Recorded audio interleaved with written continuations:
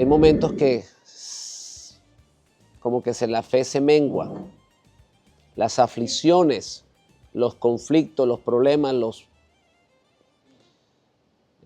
como dicen, las aflicciones de este mundo van como bombardeando nuestra fe o van ahogando nuestra fe. Y por eso necesitamos que la palabra de Dios le dé vida a esa fe, nos renueva. Entonces, para eso hay que pedirle a Hashem que darle permiso, o sea, darle permiso a nuestra alma o darle permiso a Dios que entre en nuestra alma. Recuerden, hermanos, que Dios nos dio libre albedrío. ¿Qué quiere decir esto? Que somos nosotros los que tomamos la decisión, no Dios. Dios sí quiere, pero Él no entra a la fuerza. Él dice, he aquí yo estoy a la puerta y llamo. Él, cuando llamó a Israel en Egipto, no todos los hebreos salieron, salió una parte. Él no obligó a los que se quedaron allá a que salieran, Él los dejó allá. Se fue, como quien dice, con el corazón partido, como la canción, porque se quedaron allá. Dios no nos va a obligar. Él permitirá que nosotros tomemos nosotros nuestra propia decisión. Entonces, ¿por qué? ¿Por qué lo permite? Porque Dios nos hizo libres. Y eso es lo más hermoso que hay. Nosotros tenemos la gran libertad de decidir qué será de nuestras vidas.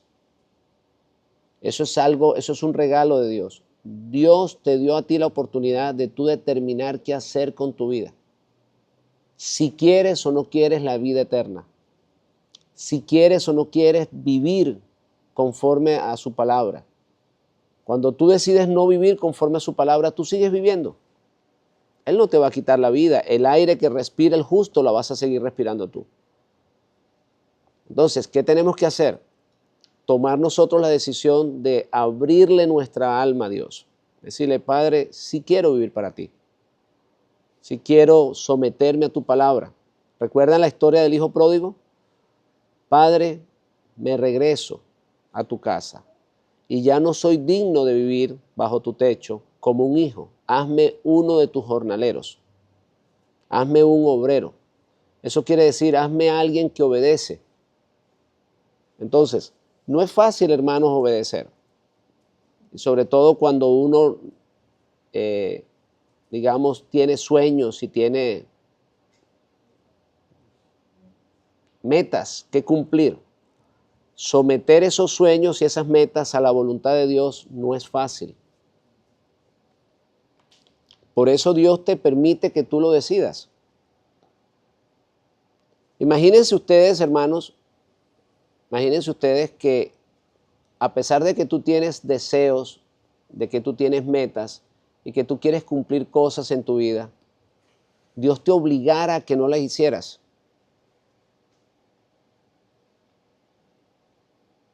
Sería como una injusticia, porque Él te hizo libre de tomar decisiones. Entonces, nuestro ejemplo siempre es, ¿quién? Yeshua, el Mesías. ¿Él tenía metas, sí o no? ¿Quería Él establecer el reino de los cielos? Sí. ¿Quería gobernar? Sí. Cuando a Él le dijeron que si Él era el rey, ¿qué fue lo que dijo? Para eso he venido, para reinar. He venido para gobernar. O sea, Él quería eso. Cuando Él salió a predicar a las personas que se arrepintieran, porque el reino de los cielos se había acercado, era que Él deseaba que Israel se arrepintiera para Él poder establecer el reinado milenial. Él tenía sueños como teníamos nosotros. Él era un ser humano como cualquier ser humano. Dios no le quitó ese sueño a Él. Él tenía ese deseo de reinar. Pero Él llegó un momento de su vida que se dio cuenta que su pueblo no quiso arrepentirse. Y no tenía otra opción que detener el proceso o detener sus sueños para darle la oportunidad a los deseos y designios del Eterno.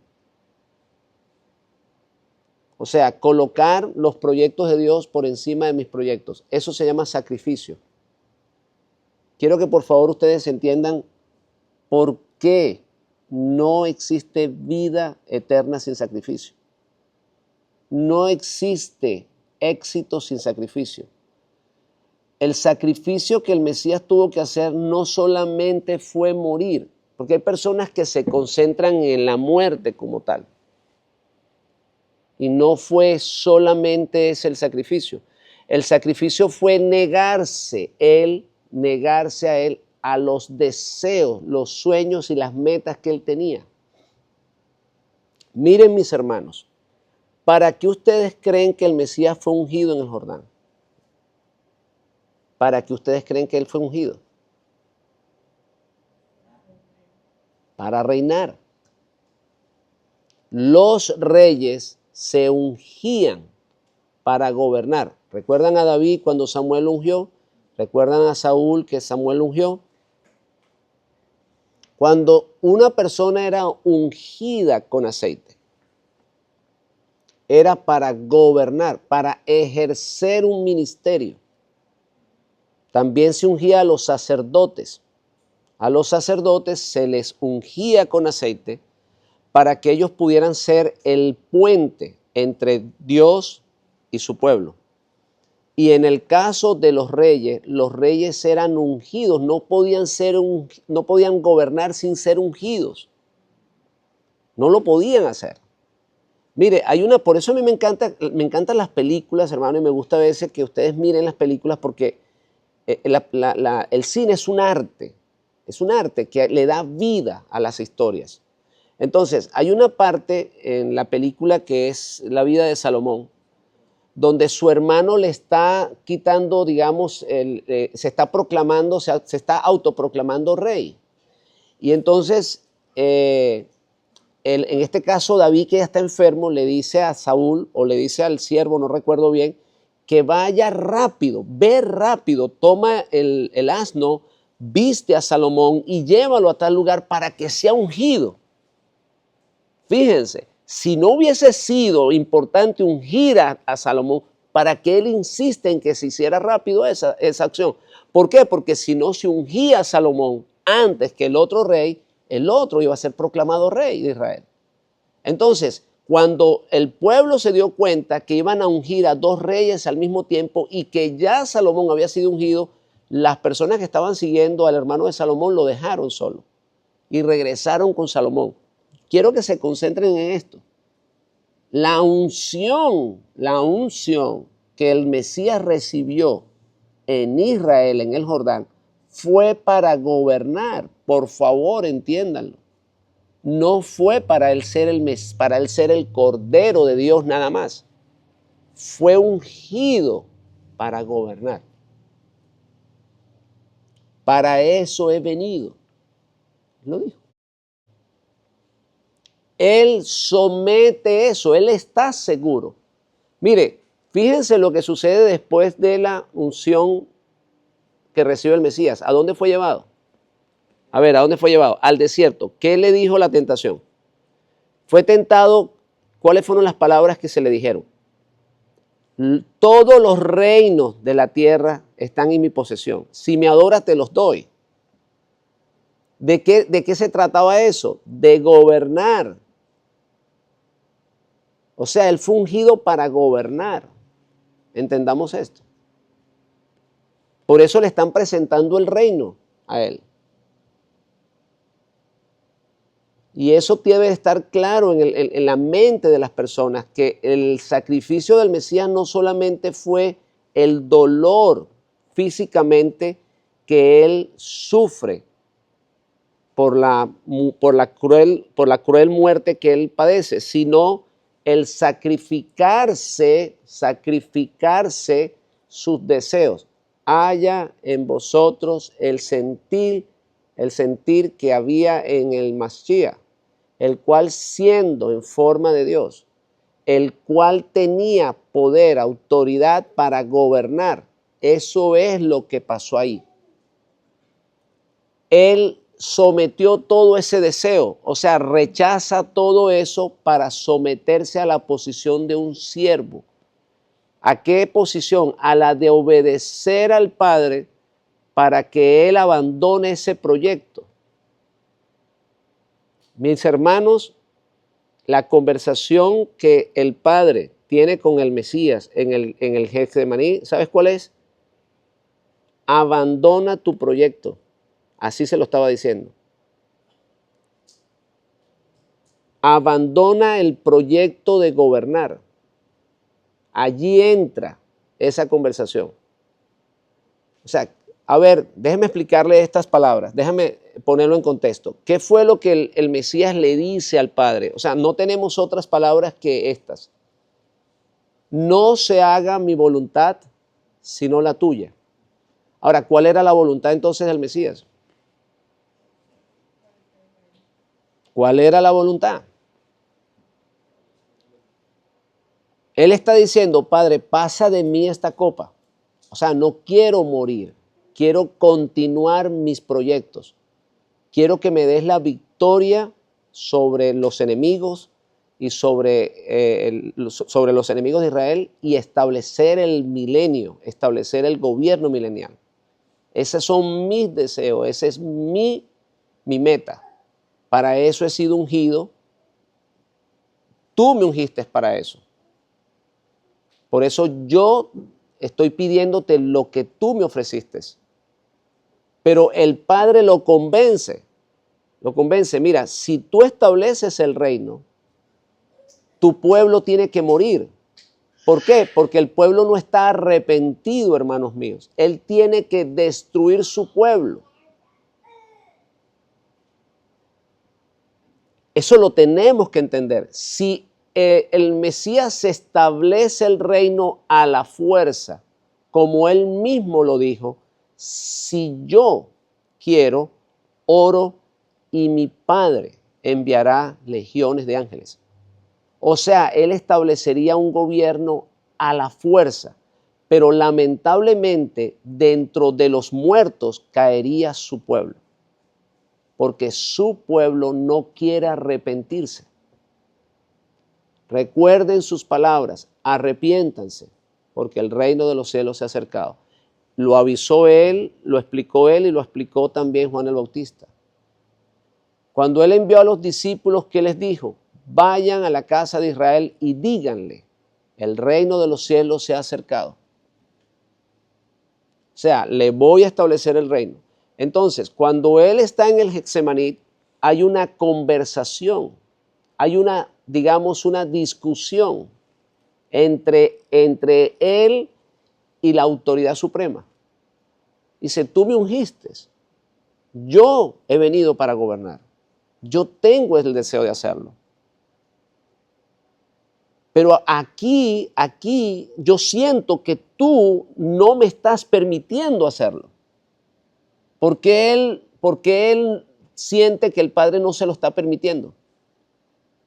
Porque él está seguro que lo van a atrapar, que lo van digamos, a encarcelar, que lo van a tomar preso. Él está seguro, él sabe que lo vendieron y que pronto lo van a venir a recoger. Entonces él se da cuenta que el Padre no está impidiendo eso. Por eso él comienza y entra en conversación con el Padre. Padre, no permitas que yo me tome esta copa. No permitas que yo pase por este proceso tan doloroso. O sea, si él se lo está pidiendo, hermano, es porque él no tiene deseo de pasar por eso. No tiene lógica que él esté pidiendo algo al Padre y él sepa que eso era lo que él tenía que hacer. O digamos que él ya nació exclusivamente para eso. Tenía que haberlo sabido. No, él siente, hermanos, él siente que él va digamos, a paralizar su sueño, a detener sus sueños, sus metas, sus deseos, y eso significa sacrificio.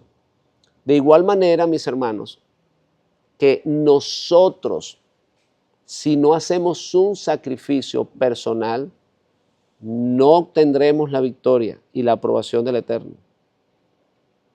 No pensemos que nosotros vamos a obtener la victoria sin un sacrificio. El que quiera ganar su vida, ¿qué dice?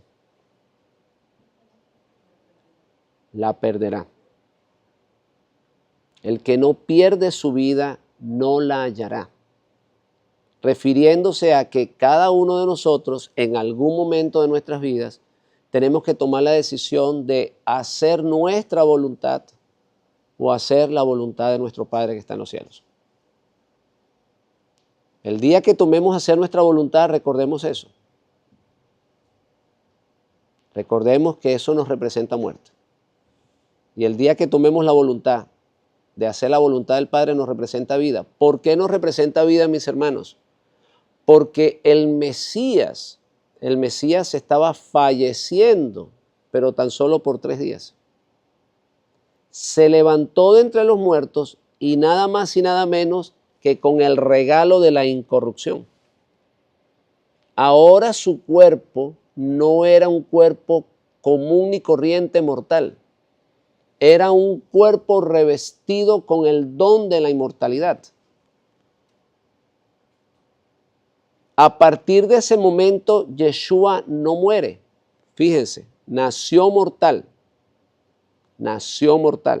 como todos los seres humanos, destinado a la muerte, por eso muere. Pero con su muerte, en obediencia al Padre, obtiene la vida eterna, obtiene la inmortalidad. El Padre le otorga un cuerpo incorruptible. ¿Sabe cómo se llama eso? Vestiduras blancas. Le entrega un cuerpo que no va a fallecer nunca más. O sea, Él hizo un sacrificio, pero ese sacrificio fue recompensado. El sacrificio del Mesías de dejar sus proyectos, dejar sus planes, como gobernante, como rey, no murió en la cruz. No, sencillamente se detuvo por un tiempo. Dios le entregó el don de la inmortalidad y ¿sabes qué dijo después que resucitó? Todo poder se me entregó en los cielos y en la tierra. ¿Sabes qué quiere decir eso? No perdí para lo que fui creado. Dios me lo reconfirmó. Sigo siendo el Mesías. Sigo teniendo la autoridad en los cielos para gobernar la tierra. Sigo siendo el prometido de Dios. Sigo siendo el Mesías. Eso fue lo que dijo. O sea, su sacrificio, hermanos míos, no quedó en vano. Su sacrificio tuvo un premio. El sacrificio que cada uno de nosotros hacemos de vivir en santidad. A ver, ¿qué es vivir en santidad, hermanos míos? ¿Vivir en santidad es vestirse como las monjas? No. ¿Qué es vivir en santidad entonces? Porque las monjas se visten muy cubiertas, pero son idólatras. Vivir en santidad, hermano, es guardar los mandamientos de Dios. Esta es la paciencia de los justos, los que tienen la fe de Yeshua y guardan los mandamientos de Dios. La santidad, hermanos míos, no es un proceso externo. No es solamente vestirte decorosamente. No. La santidad quiere decir apartarse para Dios. La santidad quiere decir, la esencia de la santidad es estar alejado del pecado. Nosotros lamentablemente, hermanos míos, tenemos un concepto de la santidad totalmente erróneo y equivocado. Pensamos que es un problema externo. Por eso todas las religiones del mundo tienen que ver mucho con la ropa.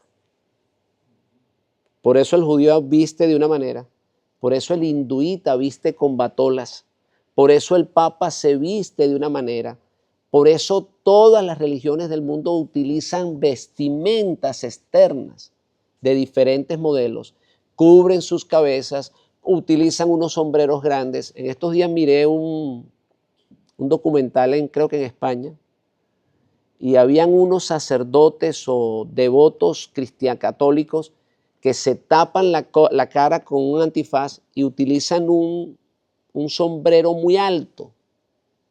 Que yo recuerdo que ese sombrero lo utilizaban el Ku Klux Klan de acá, de los Estados Unidos.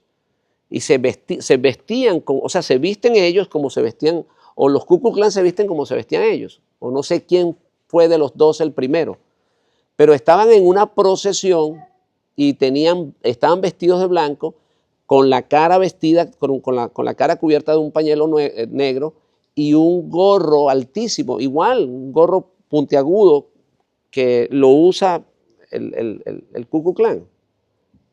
Y entonces hay un muchacho que lo está entrevistando y le pregunta qué significa el traje y él trata de explicarlo, pero él dice, no me acuerdo de todo lo que significa, esto tiene un significado así.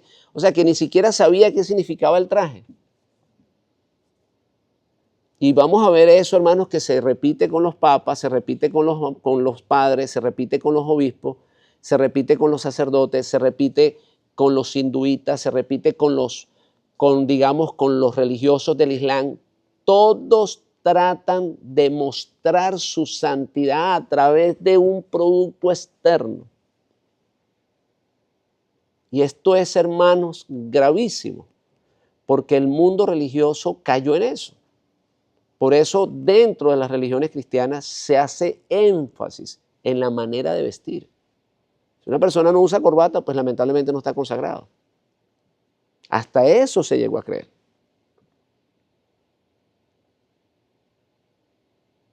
Y la mujer tiene que vestirse de esta manera y parecen más bien sastres. En vez de ser predicadores de la palabra, parecen sastres. Le dicen a la mujer de qué tamaño tiene que tener la falda y lo único que le falta es andar con 1 metro y ponerse a medirle la ropa a las mujeres y a los hombres. Sí, son unos sastres en vez de predicadores. Entonces, la santidad, hermanos míos, es estar apartado del pecado. Cuando te apartas del pecado, no quiere decir que te tienes que poner un traje específico. Miren, yo siempre lo he dicho aquí y lo sigo diciendo, que si Moisés resucitara en este momento y llega a Israel y mira todos estos judíos vestidos de negro, se preguntaría, ¿quiénes son esta gente? ¿De dónde salieron? Porque él nunca vistió así. Jamás los israelitas vistieron de la manera que visten los judíos hoy en día. Nunca vistieron de esa forma. Pero lamentablemente nosotros hacemos énfasis en eso. Entonces, el sacrificio, mis hermanos, que hizo el Mesías, no solamente fue un sacrificio de un dolor físico, sino un sacrificio de un dolor espiritual. Negarse él mismo a sus proyectos para abrirle paso a los proyectos de Hashem. ¿Y saben por qué lo hizo? Porque es inteligente. Fíjense, el pensamiento de Dios es mucho más grande que el de los hombres. Y el Mesías podía tener un pensamiento de establecer un reino, pero el Padre tenía otro pensamiento. ¿Y sabes cuál era? Que el Padre le iba a dar muchos más hijos a él. Él a lo mejor estaba mirando el reino allá en Israel, pero el Padre, hermanos, que conoce todas las cosas, le tenía millones de seguidores por el mundo. ¿Estamos entendiendo esto? Él fue inteligente, él le dejó la decisión al Padre. Y así tenemos que hacer nosotros. Hermanos míos, Yeshua no tenía idea, se lo digo de corazón, no tenía idea el proyecto magno de Hashem, del Padre. No tenía idea. Cuando Él regrese y mire la cantidad de seguidores que tiene Él, los millones de seguidores que tiene Él, y esto ha sido un proyecto por haber dejado Él sus planes y colocar que el Padre decida su futuro. O sea, fue recompensado.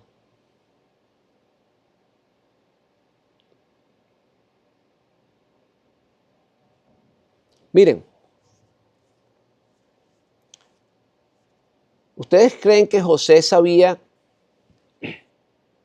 que sus hermanos algún día regresarían a Egipto a buscar comida? No lo sabía. Él tenía un proyecto de sembrar y guardar los alimentos. Y él se sorprendió que sus hermanos estaban allí en Egipto, buscando alimento. Él no lo sabía.